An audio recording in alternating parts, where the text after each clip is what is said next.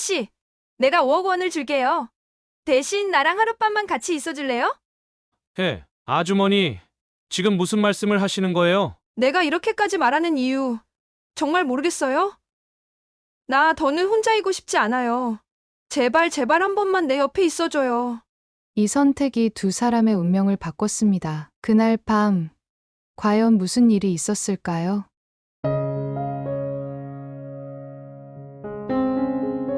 여러분, 오늘의 이야기는 단순한 감동을 넘어서 우리 삶의 가장 깊은 곳을 건드리는 이야기입니다. 비 오는 밤, 조용한 하숙집의 작은 방, 순간 얼어붙은 공기, 젊은 남자의 떨리는 목소리가 그 침묵을 깼습니다. 그날 밤의 제안은 단순한 돈의 문제가 아니었습니다. 두 사람의 인생을 뒤흔든 운명적인 선택. 과연 그 선택은 무엇이었을까요? 오늘의 이야기를 통해 그 비밀을 밝혀보겠습니다. 전라북도 전급의 한적한 시골 마을. 해질녘 황금빛으로 물든 논밭 사이로 바람이 살랑이며 지나가고 있었다. 마을 어귀에 낡고 투박한 버스 한 대가 멈춰섰다.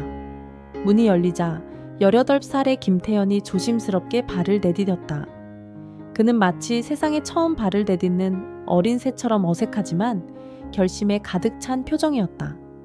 낡은 배낭을 어깨에 맨 태연은 허름한 신발이 먼지를 일으키는 것도 신경 쓰지 않고 마을을 둘러보았다.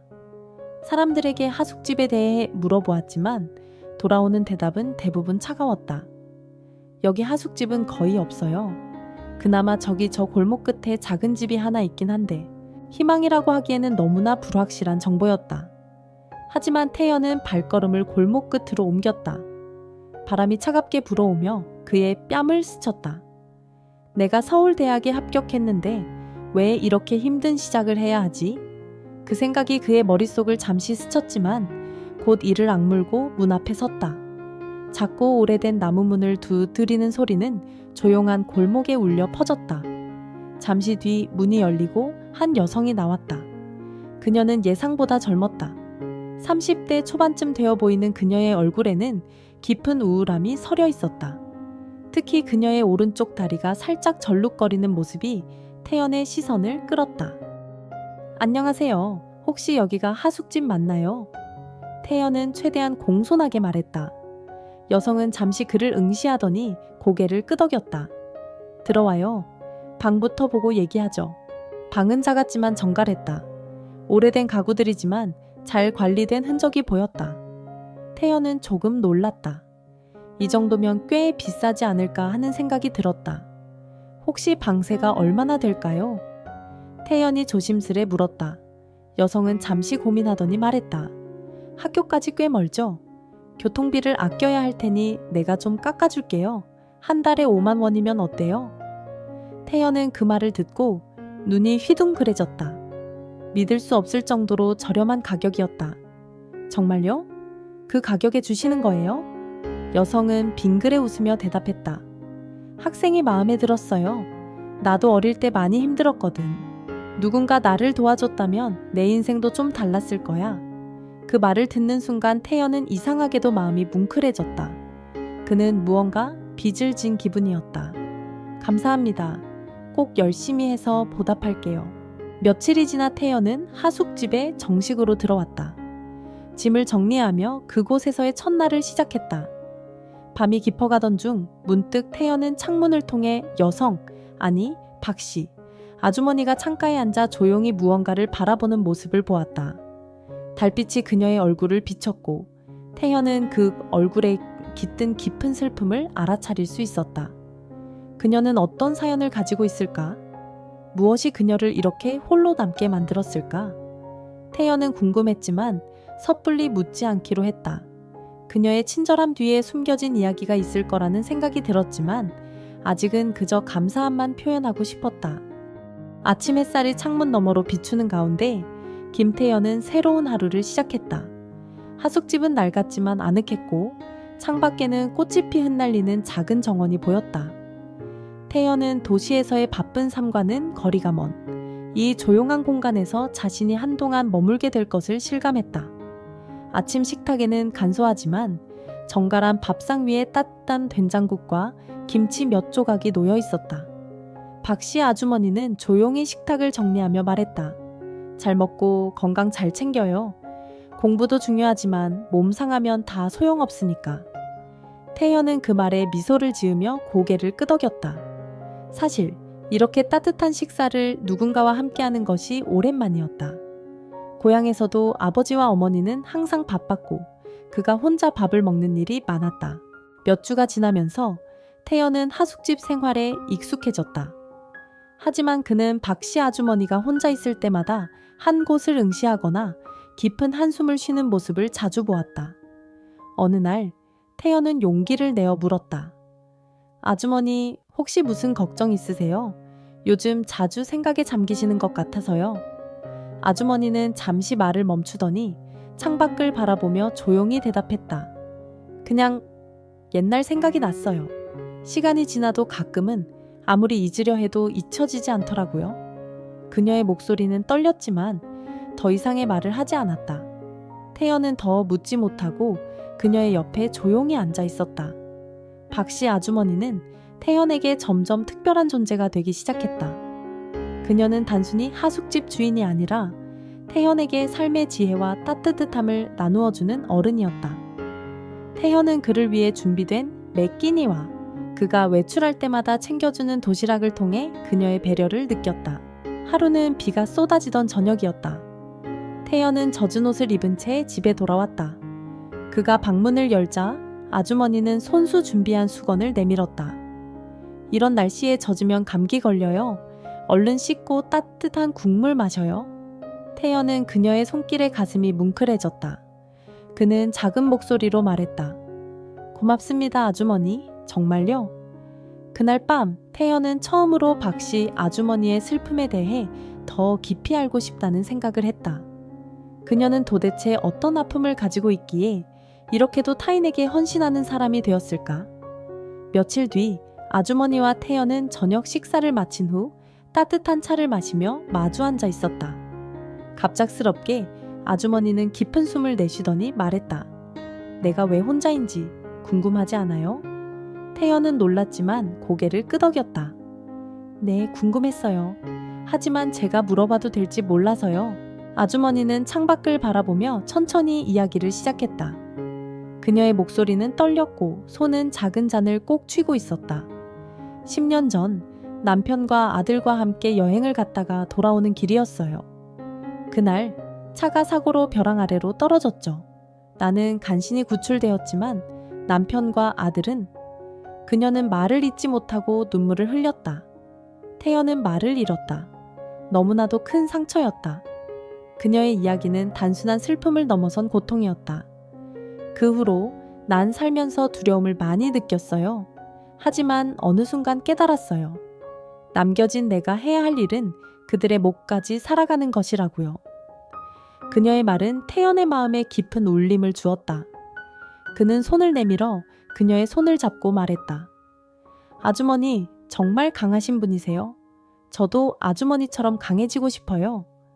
그날 밤 태연은 처음으로 누군가를 어머니처럼 느꼈다. 그녀는 단순히 하숙집 주인이 아니라 그의 삶에 큰 영향을 미치는 사람이 되어가고 있었다.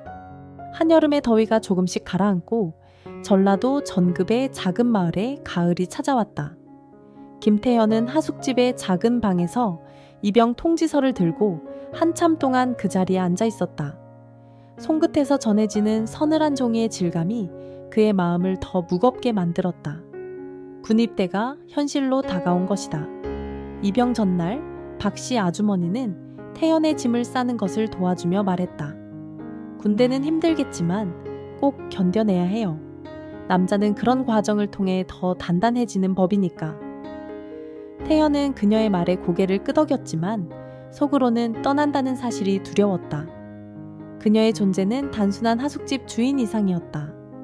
그녀는 자신의 어머니처럼 그를 보살펴 주었고 세상에 홀로 남겨진 그에게 유일한 의지처였다. 출발하는 날 아주머니는 태연에게 싸준 김밥과 손수 쓴 편지를 건넸다. 이거 먹고 힘내요. 그리고 편지는 시간이 날 때 읽어요. 버스가 출발하고 태연은 창밖으로 그녀의 모습을 바라보았다. 아주머니는 작은 손수건을 흔들며 멀어지는 버스를 한참 동안 바라보고 있었다. 군 생활은 생각보다 훨씬 더 혹독했다. 훈련은 고되었고 매일 반복되는 일상은 그를 지치게 했다. 하지만 그에게 가장 힘들었던 것은 고향에서 날아온 한 통의 전화였다. 태연아, 어머니가 위독하셔. 병원에서는 가망이 없다고 하셔. 누나의 떨리는 목소리는 그의 가슴을 찢어 놓았다. 그는 즉시 휴가를 받아 집으로 향했다. 기차 안에서 태연은 계속 자신에게 묻고 있었다. 왜 어머니는 아프다는 걸 내게 말하지 않으셨을까? 내가 아무것도 할 수 없었잖아. 고향에 도착했을 때 이미 어머니는 그를 기다리지 못했다. 작은 시골 병원에서 차갑게 누워있는 어머니의 모습을 본 순간 태연은 온몸에서 힘이 빠져나가는 것을 느꼈다. 장례식이 끝난 뒤 그는 홀로 군대로 돌아왔다. 마음속에 깊은 슬픔을 품은 채로 그는 남은 군 복무를 견뎌야 했다. 제대를 하고 나서 태연은 어디로 가야 할지 몰랐다. 어머니가 돌아가시고 고향집은 누나의 가족이 살고 있었기에 그곳에 머무를 수 없었다. 그때 그의 머릿속에 떠오른 것은 오직 한 곳이었다. 전라북도 정급 그리고 박씨 아주머니의 하숙집. 낡은 여행 가방을 끌고 하숙집에 도착했을 때 그는 문 앞에서 잠시 머뭇거렸다. 자신이 이렇게 초라한 모습으로 돌아오는 것이 부끄러웠다. 하지만 문을 열고 들어간 순간 아주머니는 한눈에 그를 알아보고 환한 미소를 지었다. 태연이구나. 잘 돌아왔어요. 그녀의 말투에는 변함없는 따뜻함이 담겨 있었다. 아주머니는 여전히 그를 위해 작은 방을 그대로 남겨두고 있었다. 방세는 예전 그대로예요. 학생 때처럼 어려운 시절도 아니니까 이제는 잘할 수 있겠죠? 태연은 그녀의 배려에 눈물이 핑 돌았다. 그녀의 하숙집은 단순히 머물 수 있는 공간이 아니라 그의 삶이 다시 시작될 수 있는 유일한 곳이었다. 하숙집에서 다시 생활하기 시작하면서 태연은 아주머니의 얼굴에 이전에는 보이지 않던 주름이 더 깊어진 것을 발견했다. 그녀의 다리 절뚝거림도 더 심해졌고 계단을 오르는 모습이 힘들어 보였다. 아주머니, 건강은 괜찮으세요? 태연이 물었지만 그녀는 밝게 웃으며 말했다. 나야, 원래 이런 몸인데 뭘, 그냥 바쁘게 살다 보니 조금 지쳤나 봐요. 하지만 태연은 그녀의 말을 곧이곧대로 믿을 수 없었다. 그는 틈틈이 그녀를 도우며 그녀의 건강이 더 나빠지지 않도록 신경을 쓰기 시작했다. 서울의 화려한 야경 아래 김태연은 오피스 건물의 창문 밖을 바라보고 있었다. 빛나는 도시의 풍경은 그의 과거와 너무도 대조적이었다. 전급의 조용한 마을과 하숙집에서 보낸 시간은 이제 너무 멀게 느껴졌다. 그는 현재 성공한 회사의 대표였고 사람들은 그를 젊고 유능한 CEO라 부르며 부러워했다. 하지만 그 화려한 외면 뒤에는 누구도 모르는 불안과 공허함이 감춰져 있었다. 태연은 성공했지만 그 성공은 그의 삶을 채우지 못했다. 회사의 경쟁과 압박 속에서 그는 점점 지쳐갔고 결혼 생활도 불행하게 끝나버렸다. 회사가 점차 어려워지자 그의 아내는 이혼을 요구했다. 당신은 일을 너무 우선시해. 나는 더 이상 당신의 그림자처럼 살고 싶지 않아. 그녀의 냉정한 목소리는 그의 마음에 상처를 남겼다. 이혼 후 태연은 더욱 일에 매달렸지만 그마저도 오래가지 못했다. 회사는 파산했고 그는 모든 것을 잃었다. 그는 수십억 원의 빚을 떠안았고 빛나던 그의 이름은 이제 실패한 사업가라는 꼬리표와 함께 언론에 오르내렸다. 그는 서울의 거리를 방황했다. 찬란했던 성공의 기억은 이제 그를 비웃는 그림자처럼 따라다녔다. 손에 든 작은 가방 하나가 그의 전 재산이었다. 어느 날 밤 태연은 무작정 서울역 근처의 공원 벤치에 앉아 스스로에게 물었다. 나는 어디로 가야 하지? 이 모든 것을 끝내고 싶은데 그럴 용기도 없어.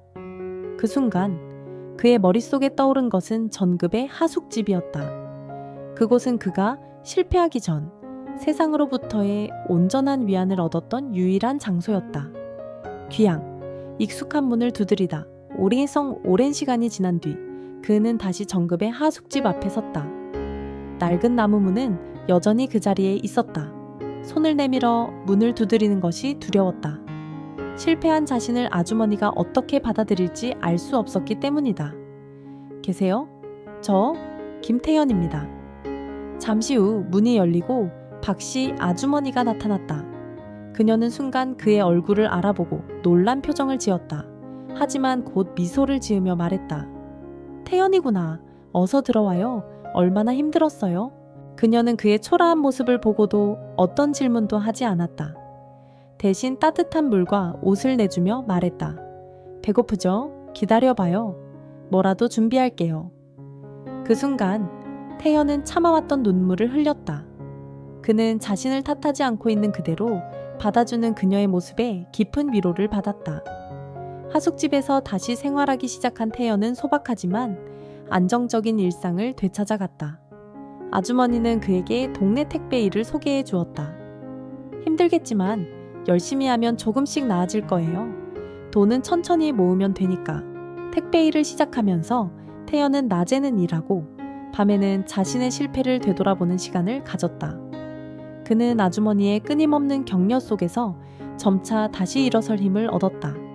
하루는 택배 일을 마치고 집으로 돌아왔을 때 그는 아주머니가 작은 마당에서 꽃을 다듬는 모습을 보았다. 그녀는 여전히 다리의 통증 때문에 천천히 움직였지만 얼굴에는 평온한 미소가 있었다. 아주머니, 제가 도울게요. 괜찮아요. 이건 내가 해야 할 일이에요. 꽃을 돌보는 게 나한테는 힐링이거든요. 태연은 그녀의 말을 듣고 문득 깨달았다. 그녀는 자신의 고통을 인정하면서도 삶 속에서 작은 행복을 찾을 줄 아는 사람이었다. 늦은 밤, 빗소리가 지붕 위에서 쏟아지는 가운데 김태현은 하숙집의 작은 방에 앉아 있었다. 창밖으로는 굵은 빗줄기가 어둠을 가르고 있었다. 긴 하루의 택배 일을 마친 그의 몸은 피곤에 절어 있었지만 머릿속은 끝없이 돌아가고 있었다. 문득 문을 두드리는 소리가 들렸다. 태연 씨, 잠시 나올 수 있을까요? 박씨 아주머니의 목소리였다. 그녀는 이미 잠들었을 거라 생각했던 태연은 놀란 마음으로 문을 열었다. 아주머니는 손에 작은 술병을 들고 있었다. 오늘 같은 날은 술 한잔 해야 할 것 같아서요. 같이 앉아줄래요? 두 사람은 하숙집의 작은 거실에 나란히 앉았다. 아주머니는 천천히 술잔을 채우며 말했다. 비 오는 날은 늘 마음이 무거워요. 젊었을 때 이런 날씨에 많은 것을 잃었거든요. 태연은 그녀의 얼굴을 바라보았다. 세월이 남긴 주름이 더 깊어 보였고 그녀의 눈은 무언가를 담고 있었다. 저는 남편과 아들을 잃은 이후로 매일같이 살아갈 이유를 찾으려 애썼어요. 근데 가끔은 그 이유가 사라질 때도 있더군요. 태연 씨, 가끔은 무너질 것 같지 않나요? 그녀의 목소리는 떨렸지만 태연은 아무 말도 하지 못했다. 자신의 실패와 좌절도 컸지만 그녀가 겪어온 고통은 말로 다 할 수 없을 만큼 깊어 보였다. 술 기운이 도는 그녀는 잠시 망설이다가 입을 열었다. 태연 씨, 내가 제안 하나 해도 될까요? 네, 무슨 말씀이든 하세요. 만약 내가 5억 원을 준다면 나랑 하룻밤을 보내줄 수 있나요? 그 순간 태연은 멍해졌다. 그녀의 말은 술 기운에서 나온 농담이 아니었다. 그녀의 눈은 진지했고 그녀의 목소리는 흔들림이 없었다. 무슨 말씀이세요, 아주머니? 왜 그런 말씀을 하시는 거예요? 그녀는 고개를 숙이며 대답했다. 내가 살아온 인생을 돌아보면 나는 모든 걸 잃었어요. 내겐 이제 아무것도 남지 않았어요. 하지만 당신이 내 곁에 있으면 잠깐이라도 내가 살아있다고 느낄 수 있을 것 같아서요. 태연은 방으로 돌아왔지만 마음은 끊임없이 흔들렸다. 그녀의 제안이 머릿속을 떠나지 않았다. 5억 원. 그 돈은 그의 인생을 바꿀 수 있는 기회였다. 빚을 갚고 새로운 삶을 시작할 수 있는 거액이었다. 하지만 그 돈의 대가가 무엇인지 생각할 때마다 그의 마음은 무거워졌다. 아주머니는 나를 단순히 돈으로 매수하려는 걸까? 아니면 정말 그녀가 너무 외로운 걸까? 그는 잠을 이루지 못하고 밤새 고민했다. 다음 날 태연은 결심했다. 그는 거실로 나가 아주머니를 마주보며 말했다. 아주머니, 어젯밤의 제안에 대해 생각해봤어요. 저도 한 가지 조건을 걸어둬도 될까요? 그녀는 잠시 놀란 표정을 지었지만 곧 고개를 끄덕였다. 말해봐요. 저는 돈 때문이 아니라 아주머니가 왜 이런 제안을 했는지 진짜 마음을 알고 싶어요. 그 이야기를 먼저 해주실 수 있나요? 그녀는 한숨을 쉬며 천천히 입을 열었다. 내가 이 다리를 절게 된 이유를 알고 있죠. 남편과 아들이 차 사고로 세상을 떠난 그날 나도 죽으려고 했어요. 하지만 살아남았어요. 그 이후로 나는 매일 그들의 빈자리를 채우려도 노력했지만 시간이 지나도 그 공허함은 사라지지 않았어요. 이제 나에게 남은 건 이 하숙집과 당신뿐이에요. 그래서 내 마지막 용기를 내본 거예요. 태연은 그녀의 고백에 눈물이 차올랐다. 그는 그녀가 돈으로 무언가를 살 수 있다고 생각했던 것이 아니라 그녀의 외로움을 견디지 못해 이런 제안을 했음을 깨달았다. 태연은 조용히 말했다. 아주머니, 저는 아주머니를 위해 여기 있어 줄게요. 하지만 그 돈은 필요 없어요. 아주머니가 원하는 건 돈으로 해결할 수 없는 거잖아요. 그녀는 한참 동안 아무 말도 하지 못했다. 그러다 눈물이 가득한 눈으로 태연을 바라보며 말했다. 고마워요, 태연 씨. 내가 이 세상에서 혼자가 아니라는 걸 깨닫게 해줘서. 그날 밤, 두 사람은 하숙집의 작은 거실에서 서로의 손을 잡고 이야기를 나눴다. 돈도 조건도 필요하지 않았다. 그들에게 필요한 건 단지 서로를 이해하고 위로하는 것이었다. 따스한 봄볕이 창가를 비추는 병실. 하얀 커튼이 바람에 살랑이며 흔들렸다. 병실 안에는 고요한 정적만이 감돌고 있었다.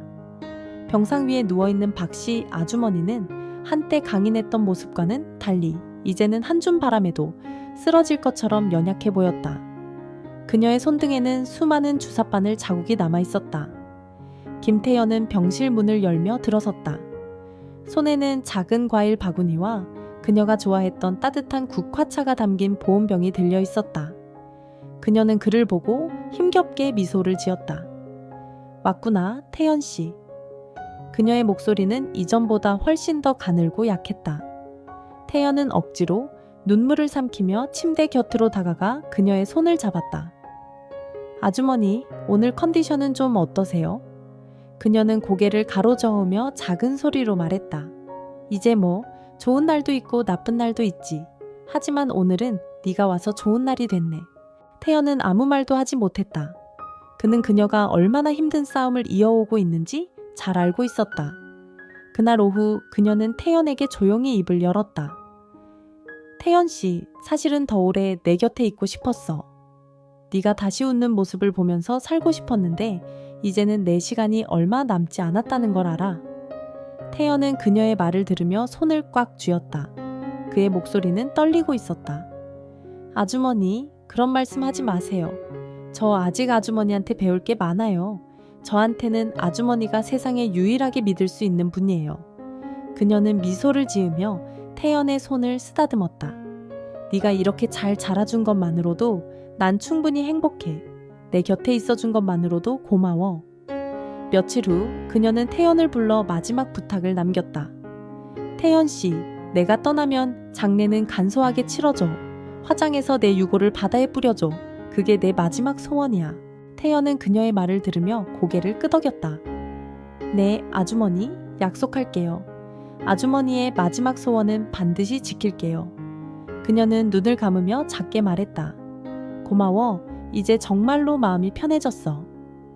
따스한 봄날 아침, 병실 창밖으로는 벚꽃잎이 바람에 날리고 있었다. 태연은 병상 곁에서 그녀의 손을 잡고 앉아 있었다. 그녀의 숨소리는 점점 더 희미해졌고 마침내 그녀는 조용히 눈을 감았다.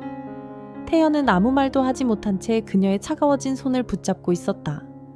눈물은 멈추지 않고 그의 뺨을 타고 흘러내렸다. 아주머니, 정말 고생 많으셨어요. 이제는 편히 쉬세요. 그녀의 장례식은 그녀의 뜻대로 간소하게 치러졌다. 태연은 그녀의 유골을 가지고 바닷가로 향했다. 파도가 조용히 출렁이는 바다 앞에서 그는 그녀의 유골을 뿌렸다. 바람에 흩날리는 유골과 함께 그의 눈물도 바다로 떨어졌다. 아주머니, 이제 정말로 자유로워지셨죠? 항상 저를 지켜봐 주세요. 제가 아주머니를 위해 좋은 사람이 될게요.